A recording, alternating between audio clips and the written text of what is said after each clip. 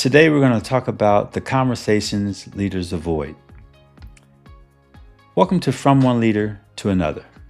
Real leadership, real conversations. Today, we're going into territory that most leadership content skips right over. We're talking about the conversations leaders avoid. The ones that sit on your mental to-do list for weeks. The ones you rehearse in your head at night and then decide to put off until tomorrow. If that sounds familiar, you are not alone. And by the end of this episode, you will understand exactly why avoidance happens, what it costs, and what to do instead. Let me ask you something. Is there a conversation you have been putting off? Maybe it is addressing someone on your team who is underperforming. Maybe it is giving honest feedback to someone you genuinely like and you do not want to damage the relationship. Maybe it's confronting conflict that has been quietly building between two people on your team. Whatever it is, most leaders hesitate, and the hesitation is not a character flaw. It's not a weakness. Difficult conversations are genuinely uncomfortable. They carry real emotional risk. And unless someone teaches you how to navigate them, the default response for most people is to wait, hope, and avoid. But here is what I want you to understand. The conversation you are avoiding is not going away. It's just growing. So why do leaders avoid these moments? Let me break it down. Because understanding the why is the first step to changing their behavior. First, they do not want to hurt someone's feeling. They care about the person, and the idea of causing discomfort feels wrong. That instinct comes from a good place, but protecting someone's honest feedback is not kindness. It is actually holding them back. Second, they fear the reaction. What if the person gets defensive? What if they get upset? What if they make things awkward? The fear of an emotional response keeps leaders silent when they need to speak. Third, they do not feel confident in what to say. They know something needs to be addressed, but they do not have the language or the framework to say it well. So they wait until they feel ready. And that day rarely comes. And fourth, they hope the problem will fix itself. Spoiler, it almost never does. Problems that are not addressed do not disappear. They compound. Here's the myth that keeps leaders stuck. Avoiding the conversation protects the relationship. Silence is kindness. Both of these statements feel true. Neither of them is. Here's the reality. Avoiding the conversation does not protect the relationship. It damages it. Every time you see a problem and say nothing, you are sending a signal to the person and to your whole team. That signal says, I see what is happening and I'm not willing to address it. Over time, that erodes trust. People start to wonder if you will ever step up. They start managing around you instead of with you. And the relationship you are trying to protect, it quietly weakens. Not because of the conversation, but because of the silence. Silence is not kindness. Silence is confusion. And confusion is one of the most damaging things a leader can create. Let me show you exactly what avoidance costs you, because the price is higher than most leaders realize. When you avoid a difficult conversation, problems do not stay the same size. They grow. What starts as a small performance issue becomes a pattern. What starts as tension between two people becomes a team dynamic. Then frustration builds. Yours, the team's, everyone who can see the issue but wonders why nothing is being done about it. Trust erodes. Your team is always watching how you respond to hard moments. When you consistently avoid them, they lose confidence in your leadership, even if they never say it out loud.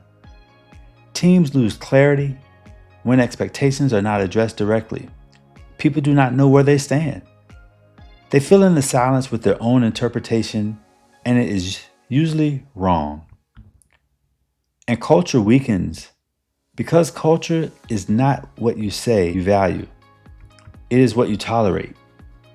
When leaders stay silent, the behavior they are avoiding becomes the new standard. Here's a simple way to see it clearly. The difference between a struggling manager and a strong leader often comes down to one thing: what they do when a conversation gets hard. The struggling manager is motivated by protecting feelings. Their method is hoping things fix themselves. The outcome is confusion and eroded trust. The strong leader is motivated by protecting the team. Their method is addressing issues early, directly, and respectfully. Their outcome is growth and respect. Same situation, completely different approach. Completely different results. The shift is not about being tough or confrontational. It is about understanding that the most respectful thing you can do for someone is be honest with them. That is what strong leaders do.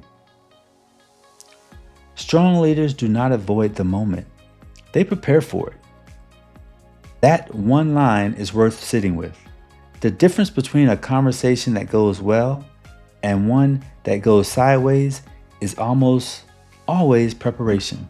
Not talent, not personality, not confidence as a natural trait. Preparation. Strong leaders who handle difficult conversations well are not fearless. They feel the same discomfort you do, but they have learned that the discomfort of having the conversation is always smaller than the cost of avoiding it. So they prepare. They get clear on what needs to be said. They choose the right time and place, and they go with the intention to be honest and respectful, not to win, not to punish, but to move forward. So what does it actually look like to handle a difficult moment well? Here's the framework strong leaders use. They address issues early, before they escalate, before resentment builds, before the pattern becomes the norm. Early conversations are always easier than late ones. They speak clearly and respectfully, not with corporate language or vague hints, but with direct, honest words.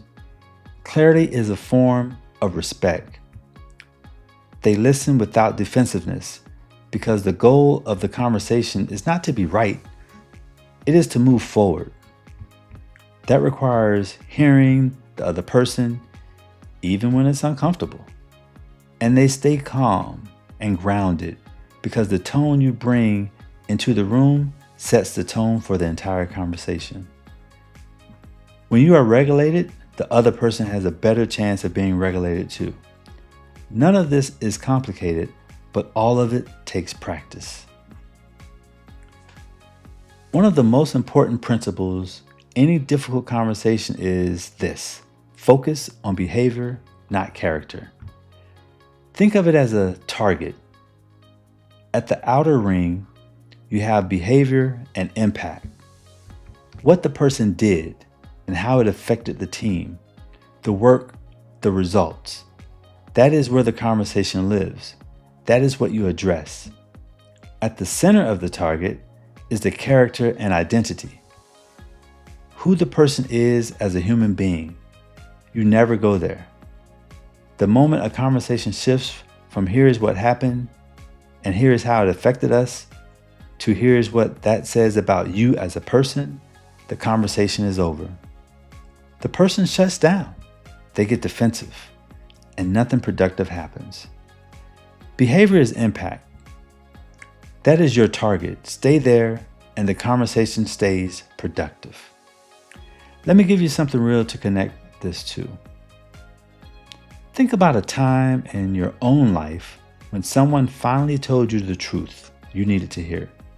A mentor, a manager, a colleague, maybe even a friend. Someone who sat down with you and said something honest, something you maybe did not want to hear in the moment, but that you needed. How did that feel in the moment? Probably uncomfortable, maybe even a little stinging. But what happened after? I would guess it helped you. It gave you something to work with. It pushed you to grow in a way that silence never could have. That is what real leadership looks like. It is the courage to have the conversation someone needs. Not to make yourself feel better, not to assert your authority, but because you genuinely believe in that person's ability to grow and you respect them enough to tell them the truth. So here's your practical takeaway from this episode. This week, ask yourself one question. What conversation am I avoiding? And what will it cost me if I keep avoiding it? Not what might happen if you have it, what is already happening because you have not. Write it down, name it, and then do something about it. Schedule the conversation, not someday, this week. Put it on your calendar. You do not need a perfect script. You do not need to have every word figured out. You just need to show up, be honest, and be willing to listen. The rest take care of itself with practice. And here's the thing about practice. Every difficult conversation you have makes the next one a little easier. The skill builds. The confidence builds. And your team and your relationships will be stronger for it. Difficult conversations do not get easier with time. They get easier with practice. That is the truth. And it is one of the most liberating things a leader can internalize, because it means you do not have to wait until you feel ready. You get ready by doing. From one leader to another, have the conversation. Share this episode with a leader who needs it.